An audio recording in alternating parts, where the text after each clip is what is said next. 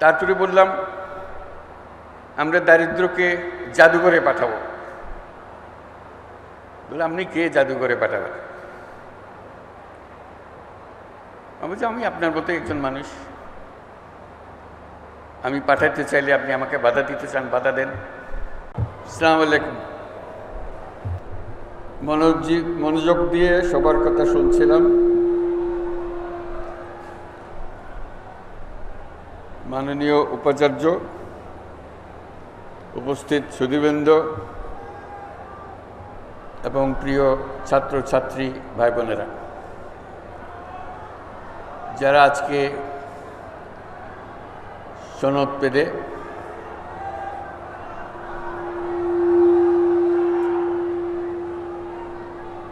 বিশ্ববিদ্যালয়ের সমাবর্তন জীবনের একটা মস্ত বড় ঘটনা, সারা জীবন স্মরণ করে, এর পরবর্তী প্রজন্মকে দেখায়। সেই বিশেষ দিনটি আজকে, এই দীর্ঘ সময় পরে এই সমাবর্তন অনুষ্ঠান হতে পারল, এই জন্য বিশ্ববিদ্যালয় কর্তৃপক্ষকে অভিনন্দন জানাচ্ছি এবং তার সঙ্গে সকল ছাত্রছাত্রী, তারা দূর দূরান্ত থেকে এত বছর পরে আবার এই বিশেষ দিনটিতে উপস্থিত থাকার জন্য এসছে, তাদের জন্য জোরে একটা হাততালি দিয়ে আমরা তাদেরকে অভিনন্দন জানাচ্ছি। বিশ্ববিদ্যালয়ের সময়টা কত তাড়াতাড়ি চলে যায়, কেটে যায়, বোঝা যায় না। যখন শেষ হয়ে যায় তখন বড় মনে কষ্ট লাগে। একটা আনন্দের দিন শেষ হলো, জীবনের একটা বড় অধ্যায় শেষ হলো, নতুন অধ্যায় শুরু। আমার ব্যক্তিগত আনন্দ আজকে অন্য বিষয়। তোমাদের সঙ্গে দেখা করা সেটা অবশ্যই ভীষণ আনন্দের ব্যাপার।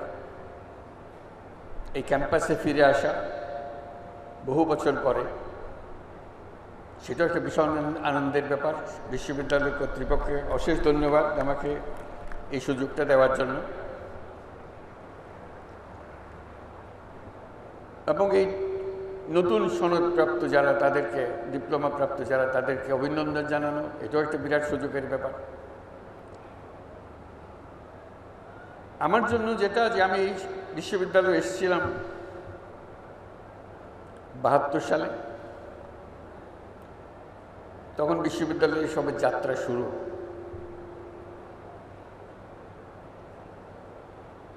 শিক্ষক হিসেবে দায়িত্ব নিয়েছিলাম,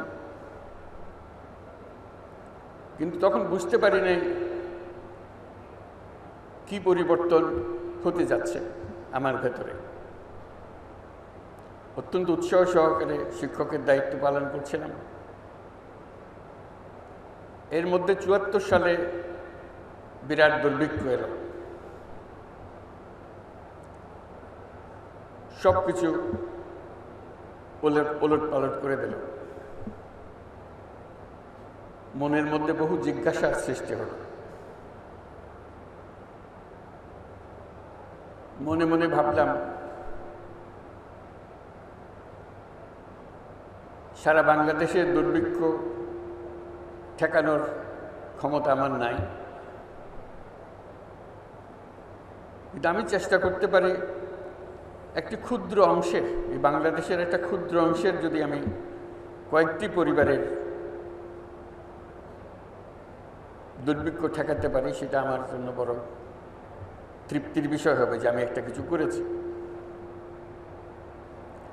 সেই কারণে নজর পড়ল পার্শ্ববর্তী গ্রাম জোবরা। কি করব জোবরাতে? সারা দেশের হাহাকার, জোবরাতে কেউ তখনও মারা যায়নি, কিন্তু অবস্থা কাহিল। মনের মধ্যে প্রশ্ন জাগলো যে বিরাট জমি পড়ে আছে সামনে, চট্টগ্রাম বিশ্ববিদ্যালয় আর জোবরার মাঝামাঝি। এখানে তো অনেক ফসল হওয়ার কথা, তাতে তাদের সারা বছরের খাওয়ার সংস্থান হওয়ার কথা। জিজ্ঞেস করলাম, বলে না এখানে হয় না, ফসল হয় না। কেন হয় না? বলতে বৃষ্টি না হলে তো ফসল হবে না। আমি তখন রাউজানের উদাহরণ দিলাম। রাউজানে তখন সবে মাত্র ইরিদানের চাষ শুরু হয়েছে। আমি যে রাউজান তো আমাদের থেকে বেশি দূরে না। বলে আমরা তো জানি না এগুলো।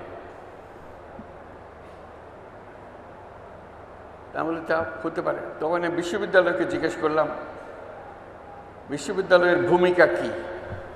যদি জ্ঞানের ভাণ্ডার যদি বিশ্ববিদ্যালয় হয়, এই জ্ঞান পার্শ্ববর্তী গ্রামে উপচে পড়ে না কেন? তারা জানে না কেন? কেউ কোনো সদুত্তর দিল না বা দেওয়ার চেষ্টাও করল না। তখন আমি চেষ্টা করলাম যে এদেরকে চাষের দিকে আগ্রহী করা যায় কিনা। তখন বলল যে পানি তো নাই। রাউজানে পানি আছে, এখানে তো পানি নাই। ডিপ টিউবওয়েল তখন সবই এসছে দেশে। ওদের ডিপ টিউবওয়েল আছে, আমাদের ডিপ টিউবওয়েল নাই। বহু চেষ্টা তদবির করে একটা ডিপ টিউবওয়েল বসালাম। কি হবে?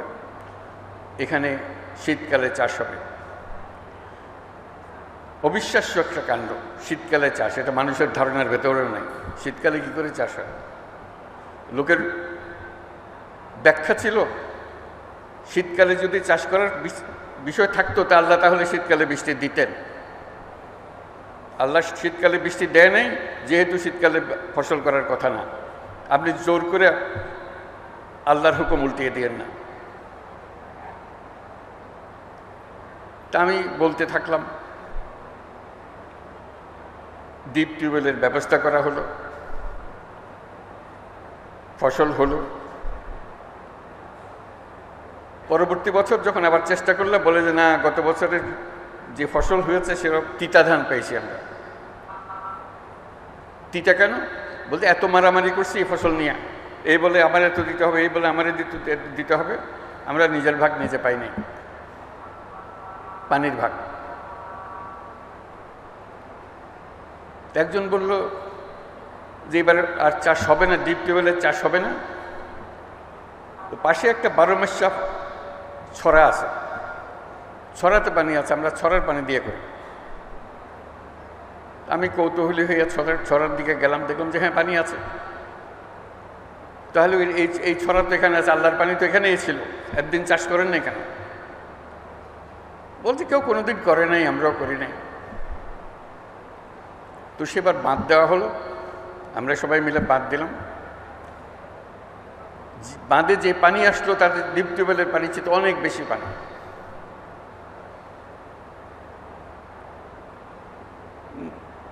নতুন শিক্ষা লাভ হলো যে গরজ না থাকলে, ইচ্ছা না থাকলে সব কিছু থাকা সত্ত্বেও অভাব থেকে যায়। পানি আছে, জমি আছে, চাষ করা যায়, কিন্তু কেউ করে নাই কোনোদিন, আমরা কেন করব? একটা শিক্ষা লাভ হলো। এর ফলে জন্ম লাভ হলো তেবাকা খামার। সেটা দিয়ে আমাদের যাত্রা শুরু, তেবাকা খামার। চাষ করতে গিয়ে যে সমস্যা হলো, ইরিধান চাষ করতে হলে লাইন ধরে রোপা লাগাতে হয়, আর এমনি ধান লাগাতে হয়, ছড়িয়ে দিলেই, বীজ ছড়িয়ে দিলেই ফসল হয়ে যায়। এখানে কষ্ট করতে হয়। তা বলে তো কষ্ট করবেন, খাবার যখন খাবেন কষ্ট করবেন না? বলে না, বেশি কষ্ট। অদ্ভুত একটা মানসিকতা। তখন আমি ছাত্রদের নিয়ে বসলাম যে তোমরা সাহায্য করো, আমরা সবাই মিলে মাঠে নামি, আমরাই রোপা লাগানোর জন্য সুতা ধরবো এবং চারা লাগিয়ে দেব। যারা সে আমলের ছাত্রছাত্রী আছে তাদের মনে আছে, দলে দলে তারা মাঠে নামলো, লাইন করে চারা লাগালো। সে অভিজ্ঞতা তারা সারা জীবন মনে রাখলো যে আমরা জোবরাতে ইরিধানের চাষ শুরু করে দিয়ে এসেছিলাম। তার থেকে আস্তে আস্তে নজর পড়ল জোবরার অন্যান্য জায়গায়, সজ্জাপাড়া, ধনপাড়া, বড়ুয়াপাড়া, তাদের অবস্থা দেখার জন্য। আজকে এই কথা বলছি এই জন্য, আমি এসেছিলাম এখানে শিক্ষক হিসেবে। ক্রমে যতই দিন গেল দেখলাম আমি ছাত্র হয়ে গেছি। আমি আর শিক্ষকতার ভূমিকায় নাই, আমি শিখছি, ক্রমাগত শিখছি। এবং ক্রমে ক্রমে এই জোবরার, শয্যাপাড়া, দেওয়াননগর এদের যে মহিলারা আছে তারাই আমার শিক্ষক হলো। তাদের কাছ থেকে অনেক কিছু শিখলাম। আমার ছাত্রছাত্রীরা তারা আমার সঙ্গে ছিল, আজকে অনেকে উপস্থিত আছে, যারা মহিলাদের কাছে আমাকে নিয়ে গেল, তাদের কাছে তাদের পাঠদান নেওয়ার জন্য তাদের কাছ থেকে অবাক হয়ে গেলাম। যা ক্লাসরুমে পড়ায় তার সঙ্গে কিছুর মিল নাই। যে কাজে হাত দিলাম সেটা ক্রমে মহিলাদের খুব পছন্দের জিনিস হলো। তাদের হাতে টাকা দিলাম, ঋণ দিলাম, 5 টাকা, 10 টাকা, 20 টাকা। 5 টাকা 10 টাকা যে মানুষের জীবনে এটা এত রকমের আনন্দ আনতে পারে কোনোদিন ভাবি নাই। তারা কৃতজ্ঞতায় গদগদ। আমি কোনো মাগনা টাকা তাদের দিচ্ছিলাম না, তাদেরকে বলছি এই টাকা কাজ করে আপনি রোজগার করবেন, আমার টাকা আমাকে ফেরত দেবেন, তাতেই তারা খুশি। অনেক কাহিনী শুনলাম তাদের। তারা কেউ নিজের নাম পর্যন্ত বলতে পারে না। আমাদের সমাজ এমন, মহিলাকে তার নাম শেখার জানারও সুযোগ করে দেয় না। ছোটবেলায় অমুকের মেয়ে, বিয়ে হলে অমুকের বউ, মা হলে অমুকের মা, সে যে কে সে নিজেও জানে না। আমরা প্রথম চেষ্টা করলাম আমাদের ছাত্রীদের দিয়ে একটা নাম স্থির করার জন্য। বহু কষ্টে একটা নাম তার বাইর করা, যে তার নাম বোধহয় দিয়েছিল কোনো এক সময়, অথবা কোনো মনে না পড়লে একটা নতুন নাম দেয়া, যাতে করে সেটা সে লিখতে পারে, মনে রাখতে পারে। এই লেখা শেখানো, এই লেখা শিখাতে গিয়ে তার জীবনে অনেক কাহিনী আসলো। প্রতি কাহিনী একটা চেটে একটা চমৎকার। এই থেকে আমি একটা সিদ্ধান্তে আসলাম। এটা বললাম যে সভা সমিতিতে বললাম, লেখালেখিতে বললাম যে ঋণ মানুষের মানবিক অধিকার। সবাই হাসাহাসি করলো।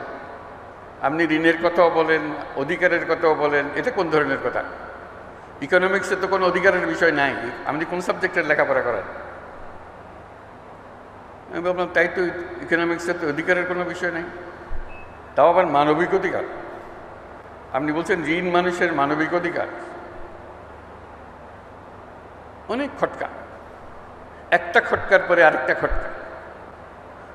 তারপরে বললাম আমরা দারিদ্রকে জাদুঘরে পাঠাবো। বললাম আপনি কে জাদুঘরে পাঠাবেন? আমি বলছি আমি আপনার মতো একজন মানুষ, আমি পাঠাতে চাইলে আপনি আমাকে বাধা দিতে চান, বাধা দেন। বলে না এটা আপনার কাজ না, এটা তো সরকারের কাজ। তাহলে আমি আমার কাজ করতে থাকি, সরকার বাধা দিলে তখন দেখব। এই যে বললাম যে আমি জোবরার মহিলাদের কাছ থেকে নতুন অর্থনীতি শেখা আরম্ভ করলাম, সেই হিসেবে জোবরা আমার নতুন বিশ্ববিদ্যালয়ে দাঁড়িয়ে গেল। আজ পর্যন্ত যা কিছু করে যাচ্ছি, এই জোবরা থেকে যা শিখেছি তারই বহিঃপ্রকাশ। আমি বলছি যে অর্থনীতি আমরা পড়াচ্ছি, এই অর্থনীতি ব্যবসার অর্থনীতি, মানুষের অর্থনীতি না। যে কোনো অর্থনীতিবিদ্যা যদি শুরু করতে হয় মানুষকে দিয়ে শুরু করতে হবে, ব্যবসাকে দিয়ে না। আজকে যে শুরুটা হলো, সেই শুরুটাই আমাদেরকে ভুল পথে নিয়ে গেল। আমরা এক ব্যবসা কেন্দ্রিক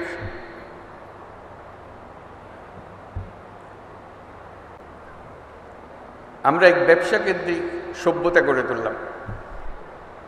আমরা এই সভ্যতা আত্মঘাতী সভ্যতা, এটা টিকবে না। ওই যে যে নতুন বিশ্ববিদ্যালয়ে আমি পড়াশোনা শুরু করলাম, সে নতুন বিশ্ববিদ্যালয়ে আমাকে বলল যে এই বিদ্যায় পৃথিবী ধ্বংসপ্রাপ্ত হবে, এর থেকে রেহাই পাওয়ার কোনো উপায় নাই। তখন আরও বড় আকারের জিনিসের মধ্যে ঢুকলাম, বললাম যে আমাদেরকে নতুন সভ্যতা করতে হবে। আমি ভাবলাম যে এটা বললে তো আমার সহকর্মী যারা আছেন, যারা অর্থনীতি পাঠদান করেন, লেখালেখি করেন, তারা আমাকে তো অনেক আগেই এমনি ত্যায্য করেছে, একেবারেই শেষ করে দেবে, বলে যেটা এর সঙ্গে আর বেশি কথা বলার দরকার নাই। কিন্তু ওই নতুন শিক্ষাপ্রাপ্ত যে ছাত্র, আমার মাথায় সেটা রয়ে গেল যে আমাদেরকে আবার নতুন সূত্রে যাত্রা শুরু করতে হবে। যে অর্থনীতির ভিত্তি হবে মানুষ, যে অর্থনীতির ভিত্তি হবে তার ভবিষ্যৎ পরিকল্পনা, ভবিষ্যৎ চিন্তাধারা, কীভাবে সে নিজেকে আবিষ্কার করবে, আবিষ্কার করার প্রবণতা, এবং তাকে যে দিকে তাকে ছুটিয়ে দেওয়া হয়েছে সেদিকে ছোটানোর থেকে বের করে আনা। এগুলো বলছি এই জন্য সমস্ত কিছুর বীজ বপন হয়েছে এই বিশ্ববিদ্যালয়ে, পাশে নতুন বিশ্ববিদ্যালয়। সেজন্য আমি জোবরার কাছে কৃতজ্ঞ।